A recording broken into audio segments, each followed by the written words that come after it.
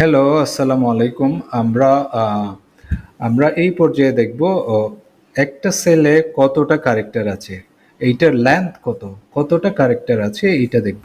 Total number of character in a cell, যেমন এই সেলটাতে আমি যদি চাই যে কয়টা ক্যারেক্টার আছে এটা আমি দেখব।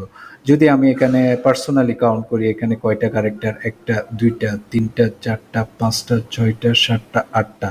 এখানে যে স্পেসটা আছে ওইটাও একটা ক্যারেক্টার, তাহলে নয়টা। 10, 11, 12, 13, 14, এখানে একটা স্পেস আছে 15, তাইলে 16, 17, 18, 19, 20, 21, 22।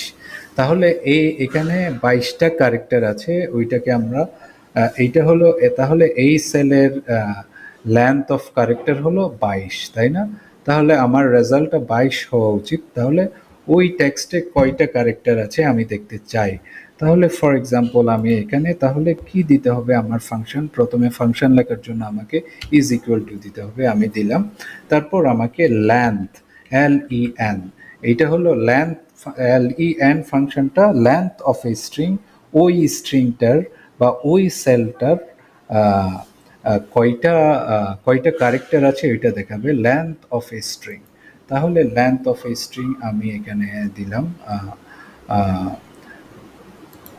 এইটা দিলাম। তাহলে এইটা ক্লোজ করলাম, এই যে 22 দেখাচ্ছে, আমি যদি এন্টার দিই কমপ্লিট রেজাল্টটা 22 দেখাবে। তাহলে এই স্পেসিফিক কোথায় সেলটাতে কয়টা ক্যারেক্টার আছে, 22টা ক্যারেক্টার আছে।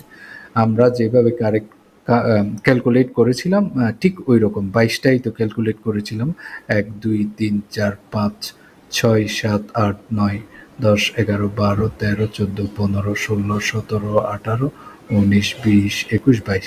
তাহলে 22টা ক্যারেক্টার আমরা এইভাবেই আমরা চাইলে লেন ফাংশন ইউজ করে একটা সেলে কতটা ক্যারেক্টার আছে এটা লেন ফাংশন ইউজ করে ওই স্পেসিফিক সেলটা সিলেক্ট করে আমরা যদি এন্টার করি, তাহলে এই কিবোর্ডে যদি আমরা এন্টার চাপি, তাহলে আমরা ওই স্পেসিফিক সেলে কয়টা ক্যারেক্টার আছে এটা বের করতে পারবো। ফর এক্সাম্পল এই সেলে 22টা ক্যারেক্টার আছে, আপনারা তো দেখলেনই কিভাবে বের করতে হয়। আশা করছি বুঝতে পেরেছেন। নেক্সট আরেকটি ভিডিওতে আপনাদের সাথে দেখা হবে খুব শীঘ্রই। সে পর্যন্ত সবাই ভালো থাকুন। আসসালামু আলাইকুম।